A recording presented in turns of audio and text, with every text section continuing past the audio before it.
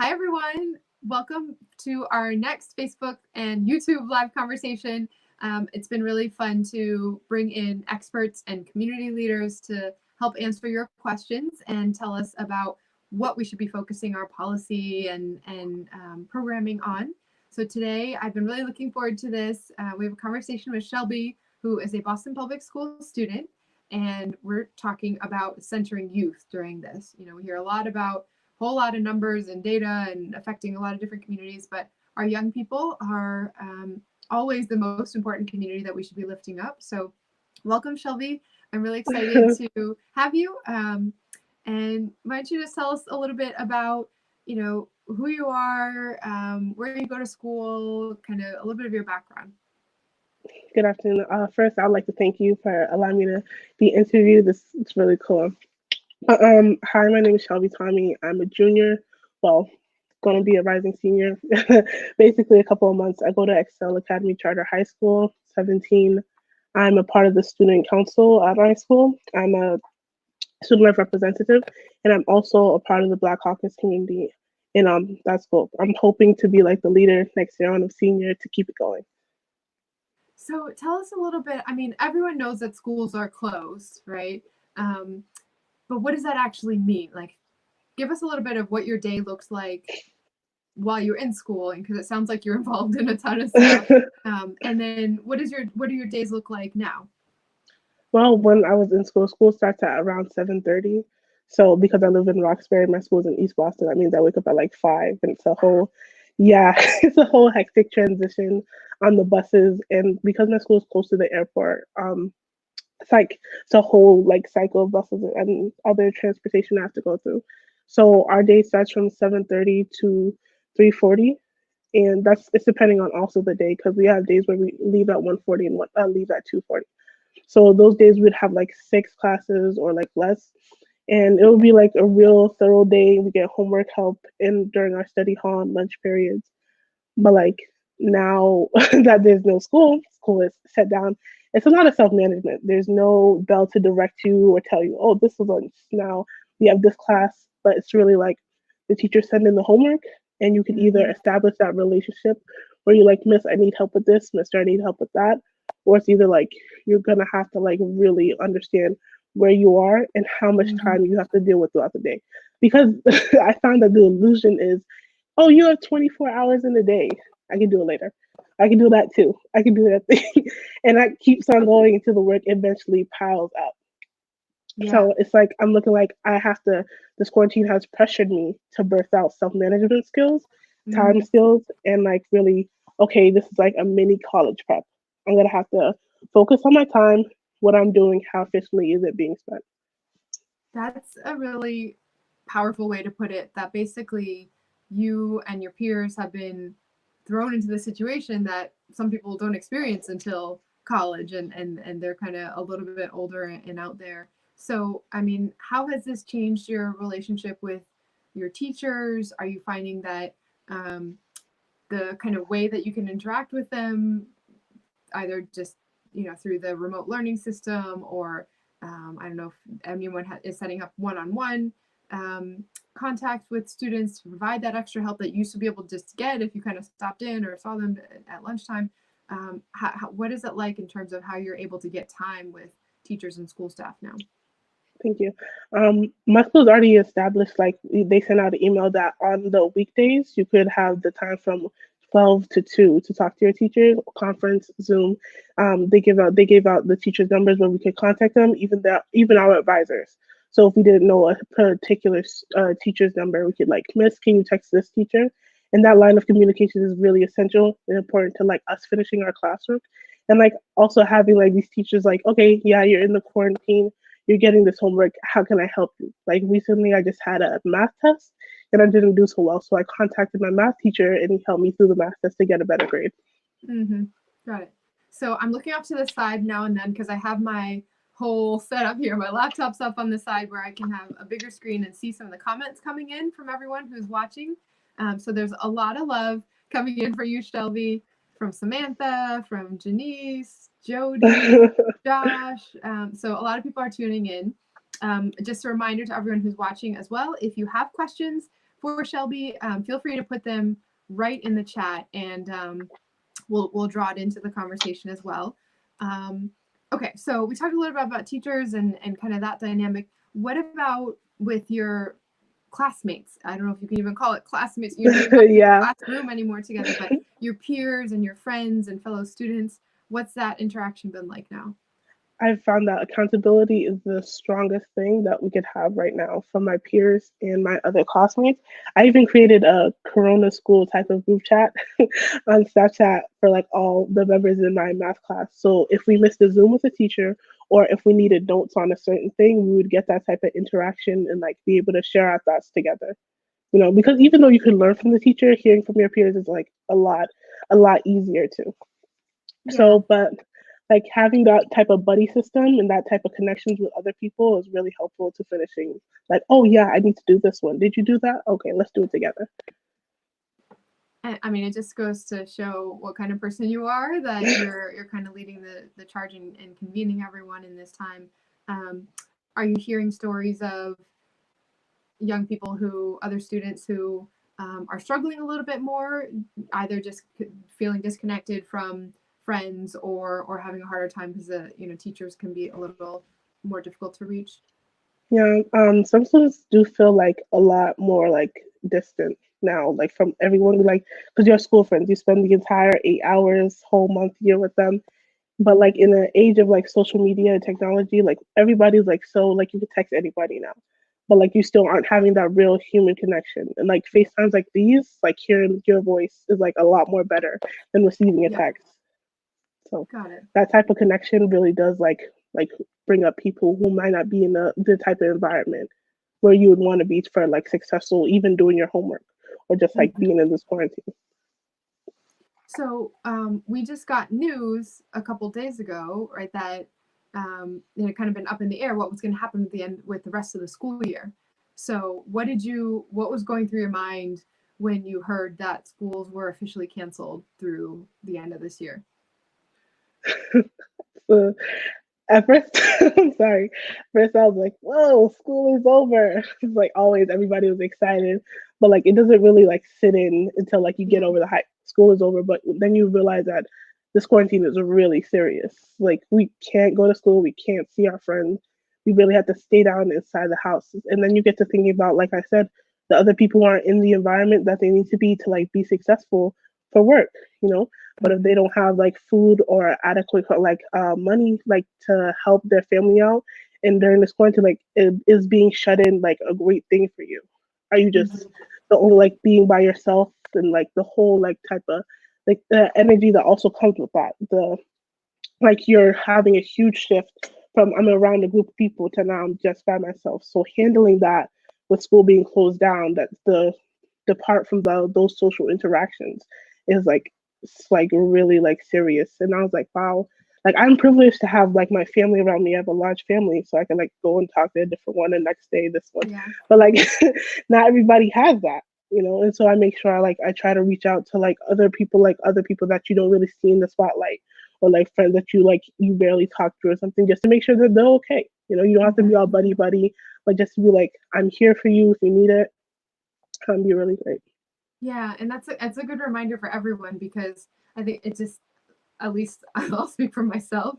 I'm trying to work from home. My kids are 2 and 5. Everything feels like chaos constantly. Wow. We try to have a schedule for everyone, but because there's so much happening, like just for me as a person and in the house, it's an important reminder to just say, okay, who else should I be checking in on? How can I make sure that everybody that I care about and that people that I'm connected, that I usually would be connected to, either running into them or seeing them, that we're just, there's a way to get in touch with them quickly. You can send a text message, you can give a call, but building that time in is something I've been working on too. Okay, so I'm seeing okay, there's a question that came in. I think it's kind of related to what you were just talking about too, in terms of checking in on people. So Josh says, good morning, Miss Shelby. How do you stay emotionally engaged while coping with virtual learning and disconnecting from your classmates? Well, that's actually a good question. I'm mostly engaged. I'm like a bubbly person at 7 o'clock. Like 7 o'clock, I'll be excited, like, yeah, Good, great. I think that connecting with friends or people that you're really comfortable with is really helpful because you can be alone, you're all in your thoughts, and you're just like, I'm over homework, I'm over Mhm. this. But having that person to like keep you going by your side is really good.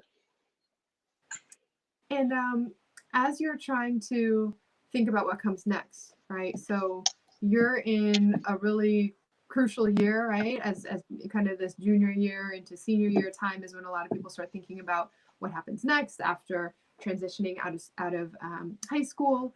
So how have you been thinking about how this COVID and schools being closed is affecting your own planning? Yeah. I've been going on like a lot of college visits lately, and even like colleges like give me like more assurance in what my future may look like, you know. But like seeing how corona's like affected everything, this really might change the culture of how people might interact, like even like social gatherings like at restaurants, gyms, Mm-hmm. and like how campuses are such a large high touch places. A lot of stuff might change, even like the way we evaluate grading school. And it's also a good thing as well because this is the age of like real like online learning. Like this is like online learning is still a new thing.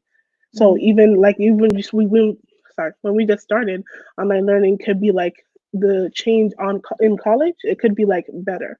You know, it could be like what it's gonna like instead of writing like large papers, we're just gonna like send in essays or like have the FaceTimes instead of like going into classes. So That's a good point, and this, I feel that because I've been saying I think on the government side too, this has really forced us to do some things that we should have been doing a all long time ago.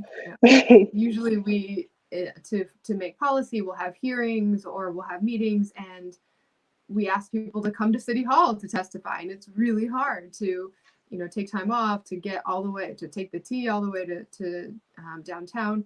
And now that we're having to do it online, hopefully there are pieces of this that will continue also, where it's like you don't have to force people to leave their homes Yeah. and to be able to connect. Okay, so all right, Destiny has a question for you. She says, "Hi Shelby, you rock. How do you think the junior class is feeling about their post-secondary process in light of the school closure?" Yeah, a little bit of what we just talked about, but how do you think the entire class is thinking about what comes next after graduation? I feel like the juniors are much more blessed than the seniors. So I'm sorry Mm, for my senior friends out there. mm, A lot of like important events were just completely thrown. I hope it gets better and somehow changed. But for juniors, I think this is like our time period, our chill period to be like, okay, I'm in Corona. College is next year. Like this is the time during this cool down time to just really get everything out of my system and really focus and prioritize on what's going to mm. happen. Will I be ready for SATs or whatever test I need to take and any classes I want to apply to? So I think focusing on the future is going to be the best way to like really focus on that. I just feel, I mean, it's like talking to you, I feel I could retire and just let you and your classmates take over, and we'd be in a really good place. I think so much of what we see now in how the people who are in quote unquote positions of power now are doing things is there's a lot of anxiety, there's a lot of concerns, there's a lot of I think always sometimes some negativity and fear that comes out of it. Just to hear how positive you are and how grounded and centered you are is incredibly inspiring. Okay, let me check some other questions. So, what are there specific changes? So while the school buildings are closed, schools kind of school's still on. People are teachers are giving you materials online and all that. Are there certain things that your school or any school could think about putting in place while we are trying to work towards reopening? What would make it even better, an even smoother experience right now? As for my school or like overall schools in general, the computers would be Mhm. like we really need to update the computers. If we're like, for example, my school gave us like Chromebooks, and we also have like a computer science class. If you really want to do actual coding and stuff like that, you need the adequate equipment to do that. Mm. So instead of spending all our school money on like formalities or like celebrations, and I'm not saying those celebrations aren't invaluable and important, but at the end of the day, education is the priority. Mm-hmm. So if you really want to be have the students be educated and college prep and ready, you have to have like implement these things that would help us more in Mm-hmm. this, especially in the STEM area. The STEM area is a huge thing that all Boston public schools should be focused on, like That's in a this really great time. point. That Yeah. maybe there are things that the school budget would have gone to, like celebrations and other things in person that aren't costs anymore because everybody's at home. So how can we really make sure that when you come back, you have the right equipment and things are fully prepared? Um, are there other changes that in a perfect world you would hope to see at the school at the next point, whether it's day one in the fall or later on when we are able to get back into our school buildings? What would you like to see change with the Um, school?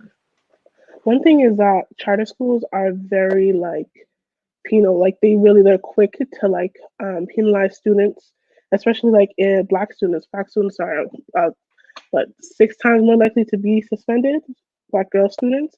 And I think we actually have to stop like starting with detention. The Mm-hmm. detention, this you get this. Like I'm not saying that we're supposed to be soft and everything because you are coming to school. You're coming to Mm-hmm. school to learn, and the teacher's not supposed to be your babysitter. But these type of actions, these prejudices and biases that we also hold in ourselves, I think Yeah. teachers also should take the time to check that, to like really consider like, oh, do I hold this? And I wasn't even acknowledging. It was just already assumption. Like we should focus on really like emotionally educating the teachers, because you could have a whole other identity on social media and then you're different in school. And so Yeah. those conflicting personalities come and they meet in this one place. And being a teenager and a student still growing in who you are and trying to identify what you are and what you like, it's hard. And then all this anger can be redirected at a teacher.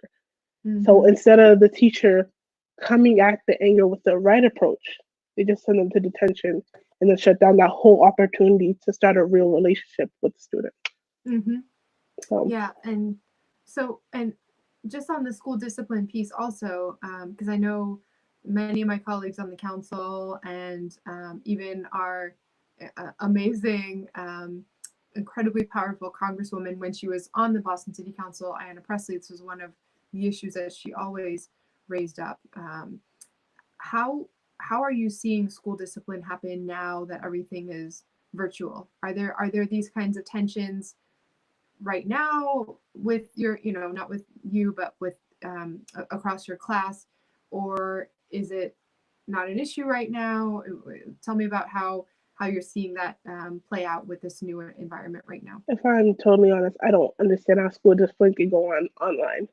Like, I mean, unless you would like, I don't know, have a FaceTimed type of detention where you're sitting with this teacher the whole time.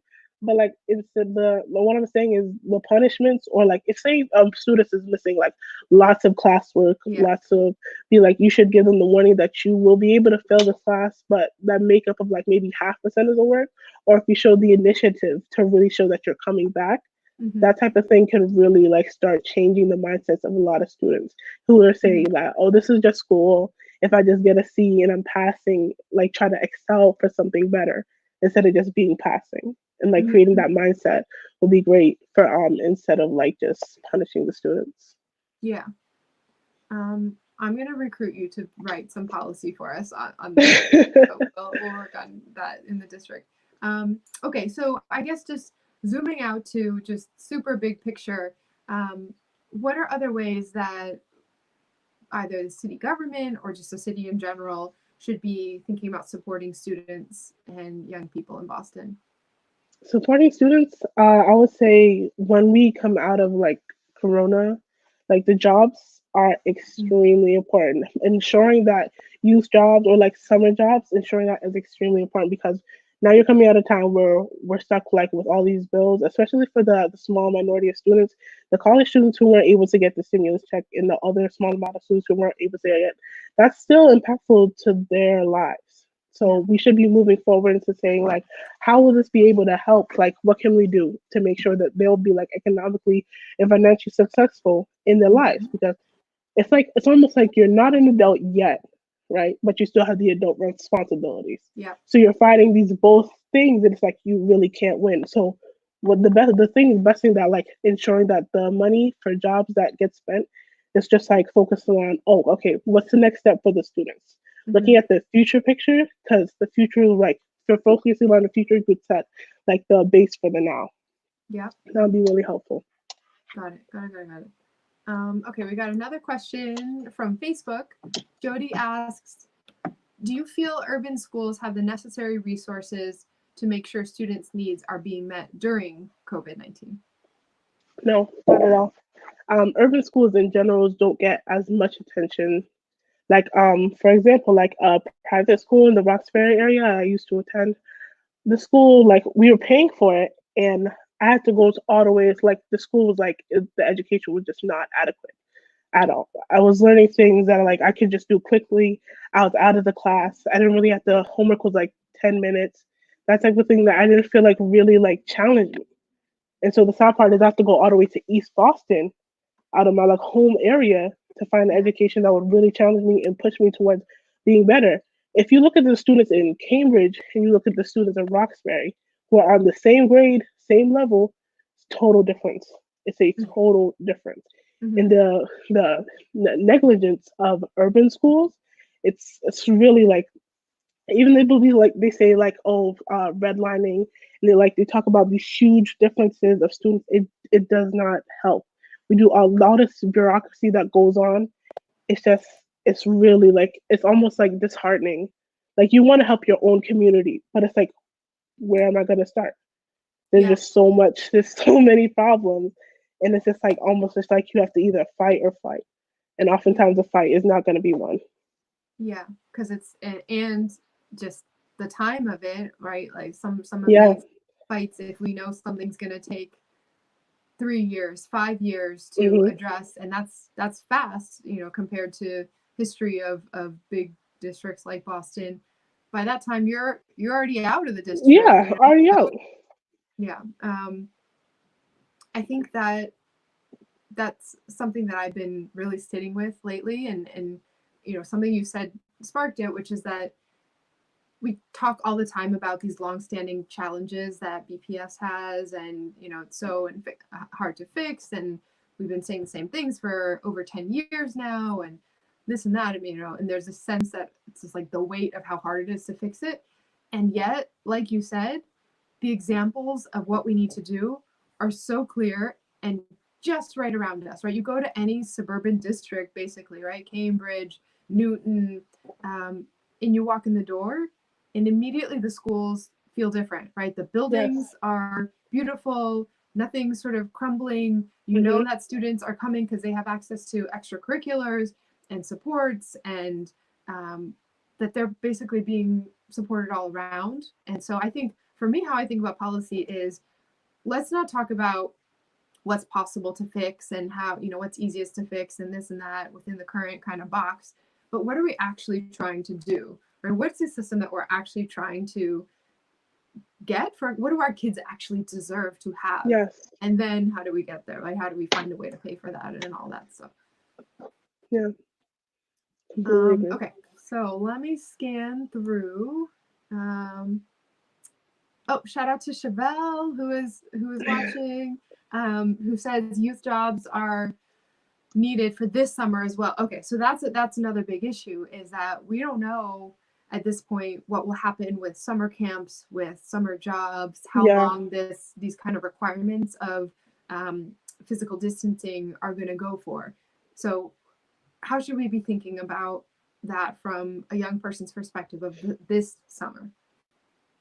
For this summer, especially because after, I know after COVID, there's going to be a whole difference in like American culture as well, and like the whole, like, because even the youth, we just, okay, so let's say post Corona, we just survived this. We're still cautious about catching it, and we also want to like just come back inside and be in that social interaction. We do want to do that, but then when you have these guidelines for like the new jobs, and it's just like, can I still do this and be Mm-hmm. safe Am I worried about bringing it back to my house or infecting Yeah. people who are like high risk, like older elderly patients? But the essentialness of youth jobs is like ridiculous, especially in like low income homes. Low income families are really like in Yeah. trouble during this time, because the having to, even for African American people, we're the highest catchers of Hmm. corona, especially in Boston. We don't Hmm. have that same type of protection that our white counterparts might have, or the same resources as well. Like there are Hmm. lots of studies that believe that even doctors believe that Black people don't need the pain medication, or the same type of treatment as white people do. So when you're met with this pandemic, it's like, Yeah. man, we getting it from every side. So the only thing you can look at is like, yes, the summer will be a change. I can do something. I feel like I can be able to like change something in my house by bringing this money in, supporting my family, helping my family. But at the same time, I'm worried about catching it myself.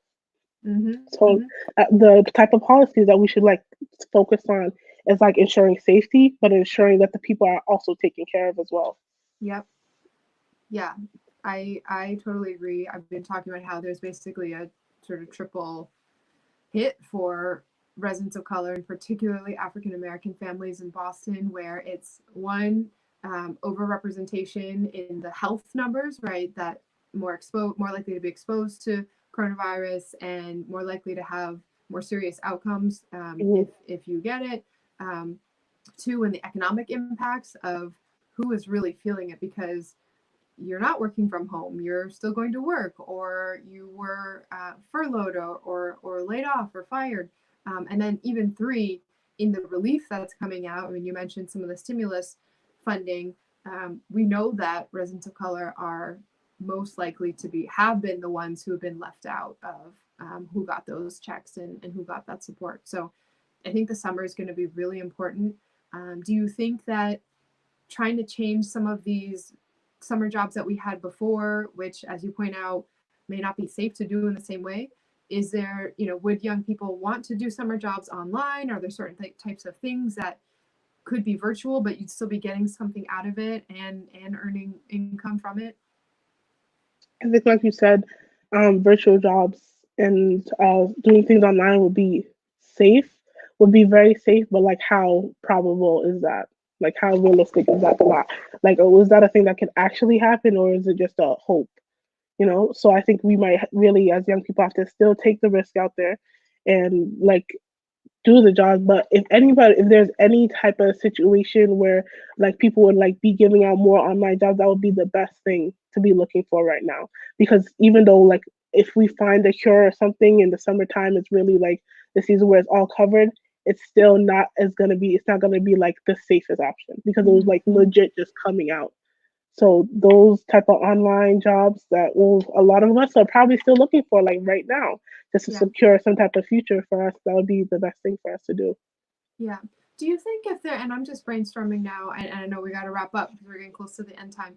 Um, I think sometimes there's a gap in what people think young people can do, Hmm. and what we have trained or offered support in, helping to basically give the background to do.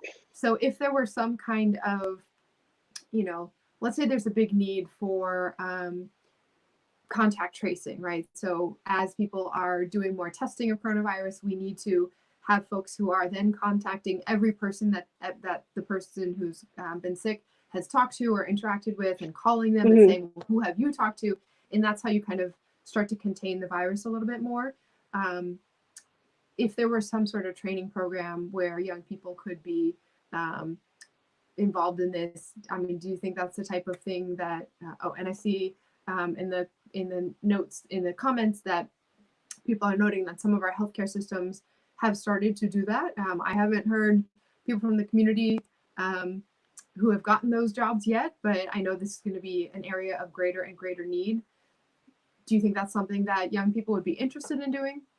Of course, 100%. My generation, especially, is so we're like technology is our home. Like that's our home base. It's like I think that would be the like a great option in like for getting jobs, for the safety of people who have been in contact with Corona, it's that type of situation looks like a win-win situation that I would really implore, like overall base. Even if like you couldn't, like even if you couldn't get it, say like 3 out of 10 people get it, that would still be a better solution than just Yeah. nothing at all. So Yeah. yeah, I would really support that. Okay, well, I'm going to say thank you. I'm coming out of this conversation incredibly inspired and energized, and with some really concrete next steps for what I and my team should be focusing on the policy front. So, any final thoughts, Shelby, for everybody who's watching and cheering you on?